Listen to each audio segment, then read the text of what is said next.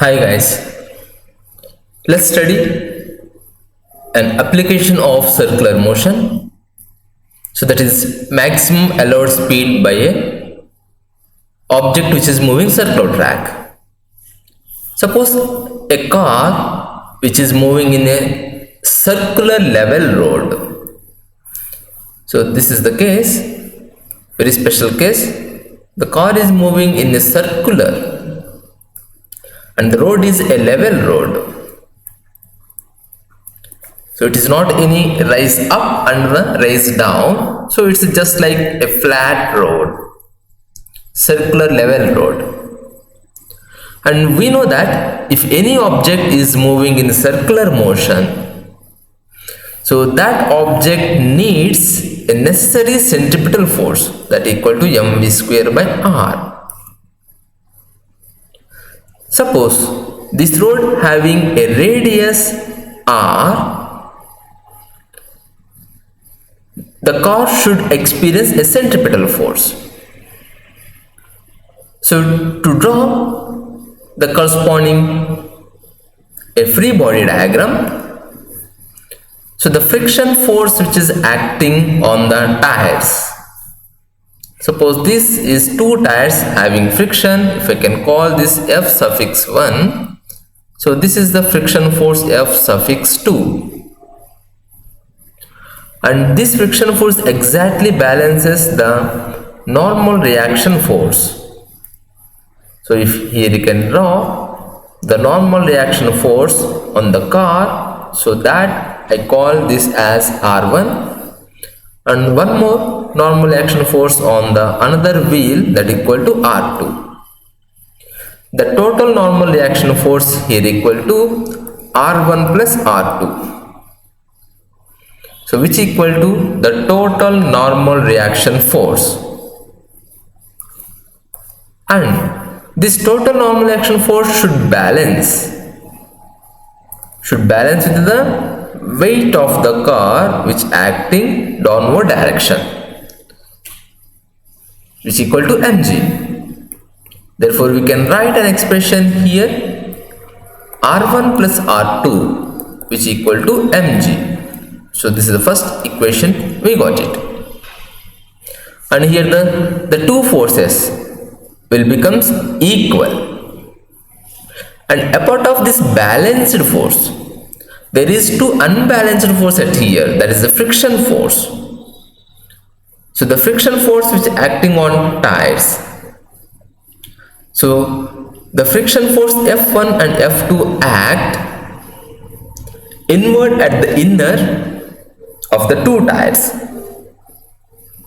If we write the friction force formula, the coefficient of friction F, for F1 we can write that equal to mu times R1.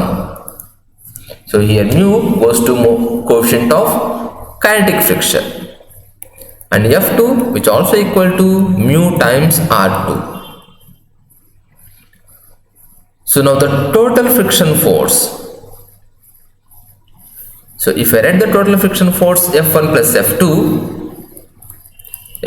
F2 which equal to mu times R1 plus R2.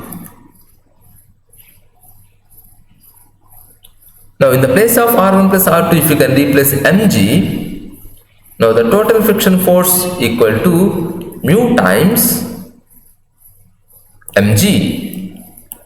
So this is the total friction force. Now the case is like that.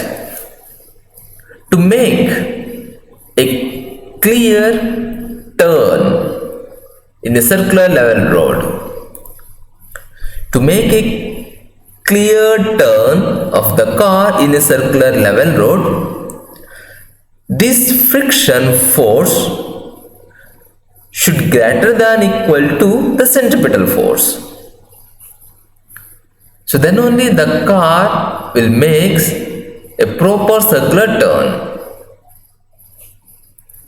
So to make the car to safe circular turn in a level road, the necessary centripetal force should be greater than equal to the friction force. So let's try to find the expression for the velocity. Let's consider when a car negotiates a curved level road. So here the case is it's a level road and that is curved, not straight. Its car is clearing a curved level road. Now the friction force between the road and the tires provides the necessary centripetal force required to keep the car in motion around the curve. So this is the statement what we are going to prove. The friction force between tires and road provides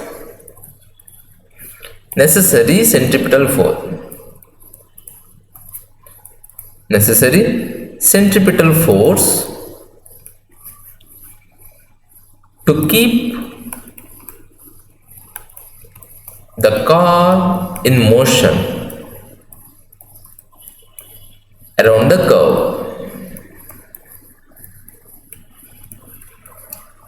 So how we can prove this statement? So to prove that, from figure you can write that from figure. So this figure you should practice and you should know how to draw the free body diagram for the car negotiating level road. From figure, if I can write F1 equal to mu1 times R and F2 equal to mu2 times R. So here F1 and F2 is nothing but the friction force between the tires and the road. So we know the friction formula. So the friction formula equal to F equal to mu times R. So here it is not supposed to mu, here the mu times R1 and mu times R2, because the road having the same coefficient of friction, and R1 R2 values will be changes because we are measuring from the center of the curve. Now the total friction force, if you can write, the total friction force equal to F1 plus F2 is equal to mu R1 plus mu R2. Take out the mu common, it becomes R1 plus R2. So this is the total friction force.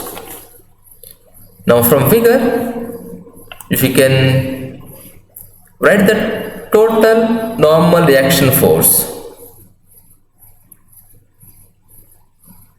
Since, if you can write that, since R1 plus R2, here R1 and R2 are the normal reaction forces corresponding over the two tires. So this is the normal action force R1 and this is the normal action force R2, which is acting upward direction. So along in this direction, so the total normal action force will be add up. So the total normal action force which is equal to the downward force mg. So from figure R1 R2 you can write as equal to mg. Substitute R1 R2 value at here. Now we got that total friction force. The total friction force is equal to mu times mg. Now this friction, for the car to stay on the road, the maximum force of friction must be equal to or greater than equal to centripetal force. For the car to stay on the road,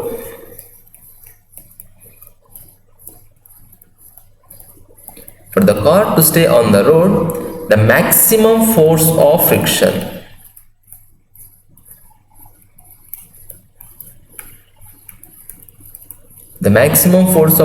must be equal to or greater than equal to or greater than equal to centripetal force.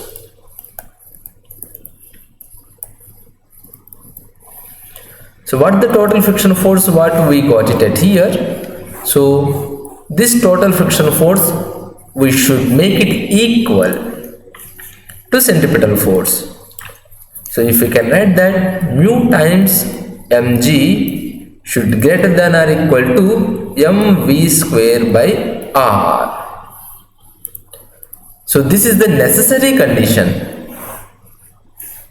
to clear the circular level road to a car. The maximum friction force should greater than or equal to the necessary centripetal force. Now if you can solve the equation, m gets cancelled and we can write the expression for velocity. So therefore, if we can write like this, v square upon rg should less than or equal to mu, or we can write that v square is less than or equal to mu times rg, little rg. So the velocity v equal to the velocity v less than or equal to square root of mu times rg. Mu times it is little r. So this is the minimum velocity to maintain the velocity or without skidding. The necessary component from the expression we got that it is the friction. So if the friction force is less, if the vehicle having the more velocity, then it is very difficult to clear the curve. So from this above expression, if I can rewrite this in another manner, so that is the maximum speed. The maximum speed with which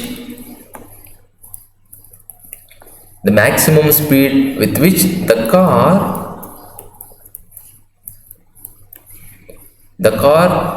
can turn safely,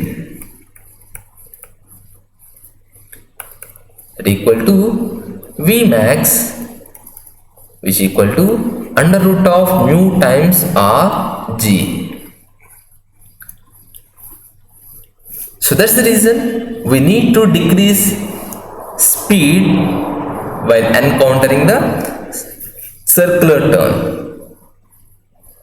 Suppose if the car velocity is greater than the maximum velocity what we got from the equation. So if the velocity of the car is purely depends upon the coefficient of friction and the radius of curvature of the turn.